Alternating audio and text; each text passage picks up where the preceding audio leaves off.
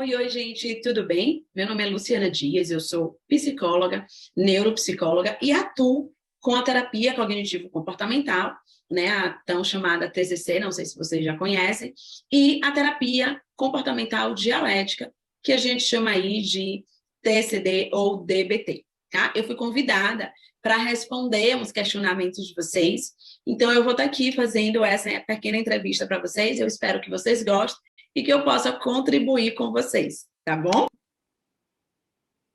Então, é uma entrevista feita pela equipe de cuidados psicossociais, que tem como o tema principal dela dores emocionais e depressão na pandemia. Eu estou aqui com a pergunta, o questionamento que a equipe me mandou. Eu recebi de uma das alunas, que foi de Milena Rodrigues, e o grupo é composto por Andréia Oliveira, Beatriz Morena, Isaac Moura, Miriam Veloso, Patrícia Luiza e Rafael Castro, certo? Então, além de Milena, tem esses componentes, eu espero poder contribuir com vocês. Vamos lá. Sabemos que, consequentemente, a pandemia afetou a saúde mental de muitas pessoas, principalmente dos jovens, por correrem um risco desproporcional de maior desenvolvimento em comportamentos considerados nocivos.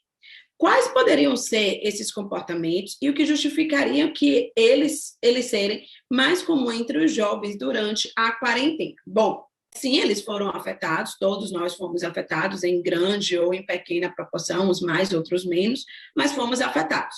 Quando a gente fala aí de um processo, né, de afastamento social, de distanciamento social, a gente teve também todo um processo de prevenção para não ter contato com o vírus. Dentro do que a gente chama aí, né, de possíveis danos às condições emocionais, a gente teria em vista aqui um quadro, né, propício para ansiedade, né? Então, poderia ser uma condição propícia para ansiedade, para depressão e para o toque, o obsessivo compulsivo, que é aquela pessoa que ela fica mais focada na limpeza, né, com medo de contaminação. Dentro do que se refere ao comportamento do jovem, a gente tem essa reclusão, essa dificuldade de socialização para esse jovem. Então, ele fica ali mais limitado até esse desenvolvimento saudável, que é o desenvolvimento social. Além disso, teve a questão escolar, que sofreu um grande impacto na vida deles também, que isso vai contribuir para o nosso desenvolvimento intelectual. Então, tem sobremaneira isso. A própria reclusão, né, a própria limitação a certas condições antes, né, aí, nesse período de 2020, 2021. Então, a própria limitação a certas assistências, a certas condições, vai gerando uma ansiedade maior, vai gerando um humor mais deprimido, vai gerando um tédio, né, num jovem que é um sujeito ativo, que tem toda uma rotina, e isso pode ser um fator de predisposição para alguns danos emocionais. Nesse momento, não dá para a gente falar em um dano necessariamente voltado para transtorno mental em si. Caberia muita cautela ao profissional em estar falando de transtorno mental, em fazer esse diagnóstico, porque a gente tem fatores estressores que melhor explicam a condição emocional do sujeito. Então, quando a gente tem aí fatores estressores que contribuem, a gente vai ter um dano, mas a gente não tem uma questão de causalidade, né? A pandemia causou isso. Pode ser aí uma predisposição, certo? Mas sim vai interferir no desenvolvimento social, no desenvolvimento intelectual, em questões emocionais, em questões de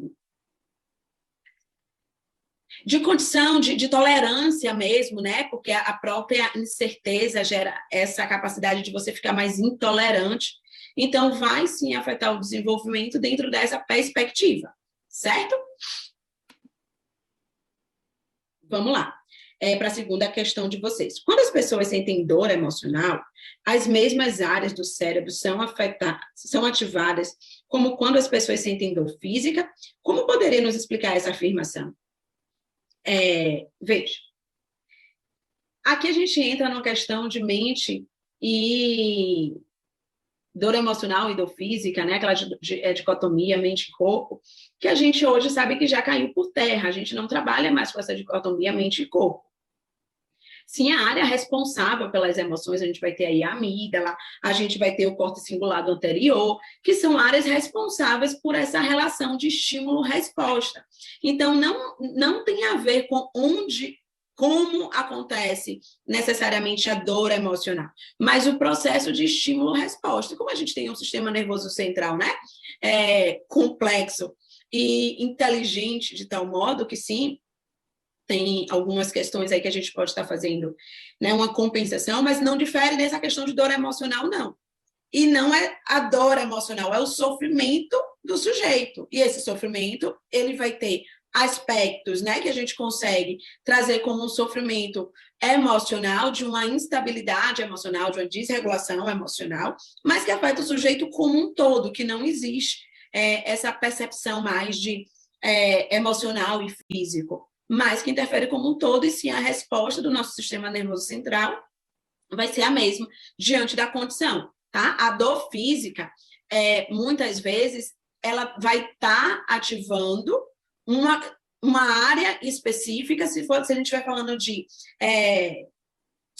parte periférica, né? A gente vai ter aqui o sistema nervoso central e a gente tem o sistema nervoso periférico. Quando a gente fala de emoção, a gente está falando da área ali da amígdala, a gente vai ter outras, né, condições do cérebro ali respondendo, mas a questão dor emocional é pela intensidade que essa emoção acontece. Então, normalmente, ela é tão intensa que se torna insuportável mesmo para o sujeito, para a pessoa conseguir lidar com ela. E aí, por vezes, o paciente, né, como a gente chama, o indivíduo, a pessoa, enfim, fica a critério muito de cada um, ele acaba não querendo tolerar a dor emocional, porque ele acha que ele não tem condições de suportar mesmo nossas emoções, sendo aí, né, uma resposta comportamental que dura de segundos a minutos. Mas a parte responsável pela emoção, a gente vai ter, né, a amígdala, que é uma área do sistema nervoso central, que hoje a gente tem muitos estudos, já foram desenvolvidos muitos estudos e muitos estudos ainda em desenvolvimento, é bem legal. E a gente vai ter o córtex cingulado anterior, que vai estar fazendo esse processo de resposta. Mas ele acontece de maneira, tá, integral. Poderia explicar por que as pessoas com condição de saúde física pré-existente, como asma, câncer e doenças cardíacas, se mostram mais propensas a desenvolver sintomas depressivos? Bom, dentro hoje do que a gente tem de uma psicologia baseada em evidência, né, dentro do que o DCM que está ali traz para a gente, essas condições vão ser condições que vão entrar como fatores de risco quando a gente fala de transtorno mental. Elas podem ter fatores de predisposição, contribuir. Mas todo transtorno mental ele é multifatorial. O que eu quero dizer com multifatorial? Não tem uma coisa só que determine, né? A gente tem aí um conjunto de fatores, questões sociais, o ambiente, nossas crenças, a gente pode ter a genética, questões biológicas que contribuem para a gente ter um transtorno mental.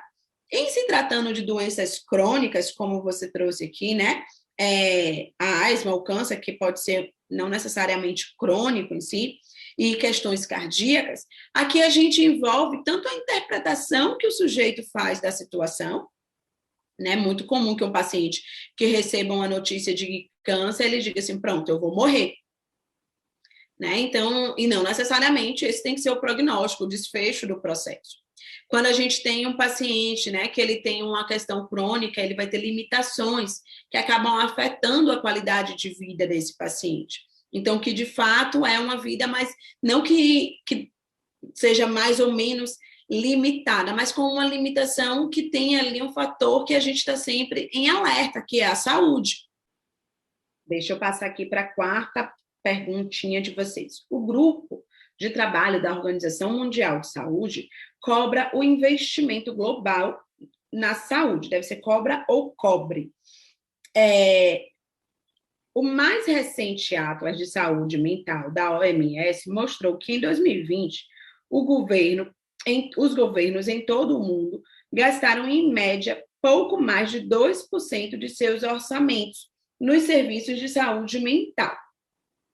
De acordo com essas informações, você como profissional certamente ativa durante a pandemia, especialmente nos anos de 2020 e 2021, acredita que esse investimento obteve êxito ou poderia ter garantido um serviço público de melhor qualidade? Então, né? Quando é que a gente acha que está bom? Quando é? Ainda mais se tratando de saúde. Com certeza, eu já atuei no SUS durante muitos anos, já fui psicóloga no SUS, não nesse período, né? Mas, com certeza, eu sempre vou achar que pode mais, ainda mais com a nossa história de política que a gente vive, com o nosso histórico aí de uma política, né, tão complicada, se é assim que eu posso dizer. Eu sempre vou achar que o governo podia fazer e pode fazer muito mais pela saúde de modo geral, o que não impede que a gente também faça a nossa parte, né, que a gente busque qualidade de vida, que a gente busque atividades, alimentação, não ter uso de substâncias, para que a gente possa assegurar uma melhor qualidade de vida. Mas também não anula que eu acho que o governo poderia fazer muito mais. A gente teve aí, né, a nova política de saúde mental que vieram, né, que veio piorar um pouco ainda a situação. Antes, a gente tinha uma luta antimanicomial, justamente por questões de política, pelo tratamento que o paciente com transtorno mental recebia de instâncias governamentais. Então, é uma seara um tanto quanto complicada, mas com certeza eu acho que poderia e pode fazer muito mais. Tá? Quais sintomas seriam imprescindíveis para saber o que seria o momento adequado para recorrer à ajuda profissional? Bom, eu digo que a gente busca a terapia quando a gente tem um problema a ser resolvido e esse problema ele não é possível ser resolvido com as habilidades e com as estratégias que a gente tem. O que leva, né, a pessoa à terapia é o sofrimento. Então, não importa qual é a abordagem do terapeuta, não importa qual é a condição dele, enquanto psicólogo, o nosso objetivo é minimizar o sofrimento psíquico. Então, a gente vai buscar amenizar um sofrimento sempre que a gente está diante de alguém que se demonstra em sofrimento. Dentro da condição da pandemia, a gente tem aí, né, um humor rebaixado, uma falta de disposição, uma falta de motivação, às vezes, para fazer o mínimo necessário, que é tomar um banho, escovar um dente, um sofrimento em você entrar em um ritual de mania de limpeza, a questão, sobretudo, né, de condições socioeconômicas, muitas famílias foram afetadas economicamente, então isso também é um fator que precisa ser visto, né? Então isso vai gerando uma ansiedade, uma preocupação para a pessoa e leva ela a ter um rebaixamento, crenças mais disfuncionais, uma maneira de olhar para a vida que não está necessariamente dentro de um olhar realista, né? Não é nem positivo e nem negativo, mas aquele olhar realista que dê a gente possibilidade de lidar com o problema de uma maneira mais estratégica, mais assertiva, mais efetiva, né? Que a gente tem um resultado efetivo. Então, sempre que existe um sujeito em sofrimento, sobretudo no momento pandêmico, quando a gente vê questões relacionadas a perdas, né, de maneira traumática, o sofrimento de modo geral, mas se tratando da pandemia, penso que o humor rebaixado, esse sofrimento com a socialização, essa alteração do sono, né, perder alguém, perder algo como um trabalho, como coisas importantes para a manutenção, né, da sobrevivência de cada família, isso afeta também, certo? Então é isso, eu espero ter contribuído aí com a equipe de vocês, sobretudo quero agradecer a Milena pela disponibilidade, pela insistência em ter aqui as perguntas de vocês respondidas, adorei, tá? Gostei muito de ter participado do trabalho de vocês. Então, que a equipe aí que trabalha com cuidados psicossociais esteja tendo um resultado satisfatório, espero ter contribuído, tá bom? Um beijo, gente.